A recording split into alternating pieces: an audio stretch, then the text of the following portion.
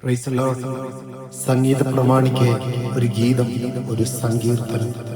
66-ാം സങ്കീർത്തനം. സർവഭൂമിയുമായുള്ളവേ ദൈവത്തിന് ഘോഷിപ്പിൻ, അവന്റെ നാമത്തിന്റെ മഹത്വം കീർത്തിപ്പിൻ, അവന്റെ സ്തുതി മഹത്വീകരിപ്പിൻ. നിന്റെ പ്രവൃത്തികൾ എത്ര ഭയങ്കരം! നിന്റെ ശക്തിയുടെ വലിപ്പത്താൽ ശത്രുക്കൾ നിനക്ക് കീഴടങ്ങും. സർവഭൂമിയെ നിന്നെ നമസ്കരിച്ച് പാടും, അവർ നിന്റെ നാമത്തിന് കീർത്തനം പാടും എന്നിങ്ങനെ ദൈവത്തോട് പറവിൻ. വന്ന ദൈവത്തിന്റെ പ്രവൃത്തികളെ നോക്കുവിൻ. അവൻ മനുഷ്യപുത്രന്മാരോടുള്ള തന്റെ പ്രവൃത്തിയിൽ ഭയങ്കരൻ. അവൻ സമുദ്രത്തെ ഉണങ്ങിയ നിലമാക്കി, അവർ കാൽനടയായി നദി കടന്നുപോയി. അവിടെ നാം അവനിൽ സന്തോഷിച്ചു. അവൻ തന്റെ ശക്തിയാൽ എന്നേക്കും വാഴും.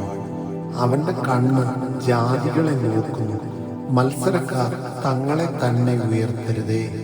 വംശങ്ങളെ നമ്മുടെ ദൈവത്തെ വാഴ്ത്തുവിൻ, അവന്റെ സ്തുതിയെ ഉച്ചത്തിൽ കേൾപ്പിപ്പിൻ. അവൻ നമ്മെ ജീവനോടെ കാക്കുന്നു, നമ്മുടെ കാലടികൾ വഴുതുവാൻ സമ്മതിക്കുന്നതുമില്ല. ദൈവമേ, നീ ഞങ്ങളെ പരിശോധിച്ചിരിക്കുന്നു. വെള്ളി ഊതിക്കഴിക്കും പോലെ നീ ഞങ്ങളെ ഊതിക്കഴിച്ചിരിക്കുന്നു. നീ ഞങ്ങളെ വലയിൽ അകപ്പെടുത്തി ഞങ്ങളുടെ മുതുകത്ത് ഒരു വലിയ ഭാരം വെച്ചിരിക്കുന്നു. നീ മനുഷ്യനെ ഞങ്ങളുടെ തലമേൽ കയറി ഓടിക്കുമാറാക്കി. ഞങ്ങൾ തീയിലും വെള്ളത്തിലും കൂടി കടക്കേണ്ടി വന്നു.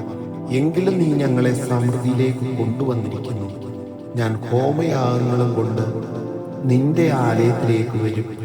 എന്റെ നേർച്ചകളെ ഞാൻ നിനക്ക് കഴിക്കും. ഞാൻ കഷ്ടത്തിലായിരുന്നപ്പോൾ അവയെ എന്റെ അധരങ്ങളാൽ ഉച്ചരിച്ച് എന്റെ വായിൽ നേർന്നു.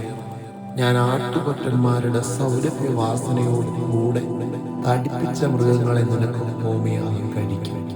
ഞാൻ കാളകളെയും കോലാട്ടുകൊറ്റന്മാരെയും അർപ്പിക്കും. സകല ഭക്തന്മാരുമായുള്ളവരെ വന്നു കേൾപ്പിൻ. അവൻ എന്റെ പ്രാണന് വേണ്ടി ചെയ്തത് ഞാൻ വിവരിക്കാം. ഞാൻ എന്റെ വായ് കൊണ്ട് അവനോട് നിലവിളിച്ചു. എന്റെ നാവിന്മേൽ അവന്റെ പുകഴ്ച ഉണ്ടായിരുന്നു. ഞാൻ എന്റെ ഹൃദയത്തിൽ അകൃത്യം കരുതിയിരുന്നുവെങ്കിൽ കർത്താവ് കേൾക്കുകയില്ലായിരുന്നു. എന്നാൽ ദൈവം കേട്ടിരിക്കുന്നു, എന്റെ പ്രാർത്ഥനാ ശബ്ദം ശ്രദ്ധിച്ചിരിക്കുന്നു.